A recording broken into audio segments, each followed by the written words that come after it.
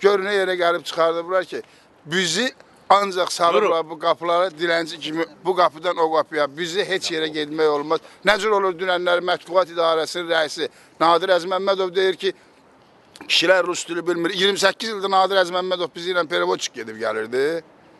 Özü dünənə kimi işlədiyi Azərbaycan televiziyasında operator idi, bugün Mətbuat İdarəsinin rəisidir. Çıxır, narkotik aparır, bələdçi narkotik aparırsa, onda bu Daxili İşlər Naziri niyə baxır?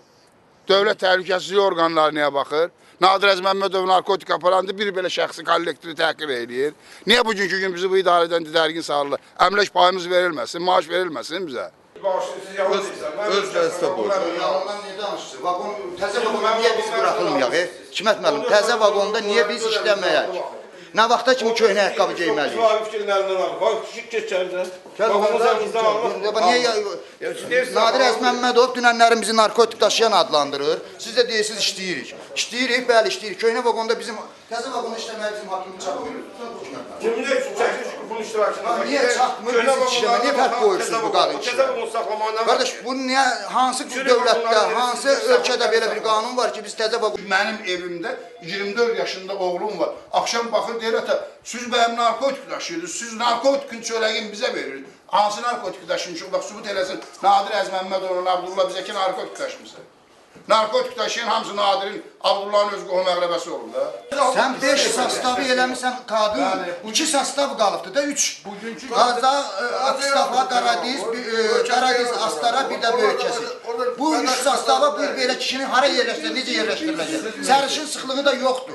Necə, harada işləmək? Mənə imkan verməsiniz fikrimi demək, onlar mənim fikrimi bilməyəsə, ancaq sizin fikrinizi bilməyəsə. Bizim fikrimizdə yox, indi siz don geydirirsiniz axı, başqa donlar geydirirsiniz. Bizdə bu il 80 dənə vagon təmir olunubdur. 80 dənə vagon. Yerdə qalanlarda gözlənilir ki, təmir olunsa 2014-cü ildə. O birisi hissəsi 2015-ci ildə. Yəni bir ildə 160-180 dənə vagondan ibarət olan parkı əsasız təmir etmək qeyri-mümkündür. Düzdür. Xarkova 2 dənə Yaxşı vagonları, köhnə vagonları Xarkova 2 dənə poyuz işləyir. Kişilər işləyən poyuz köhnə vagonlardır, qadınlar işləyən poyuz təzə vagonlar. Bu ayrı seçkiliyin biri nömrəli mənası nədir? İkincisi orada gedən Azərbaycan vətəndaşı deyil. Bir dənə elə diplomlu qadın gətir çək görək, bax elə bir diplom verir. Bizdə incikliğimiz yox.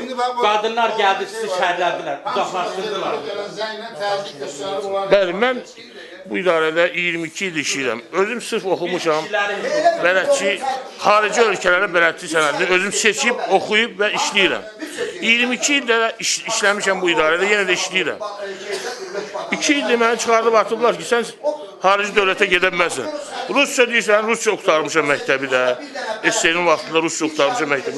Rus dilində hamıdan Hikmət müəllimdən mükəmməl Rus dilində danışıram.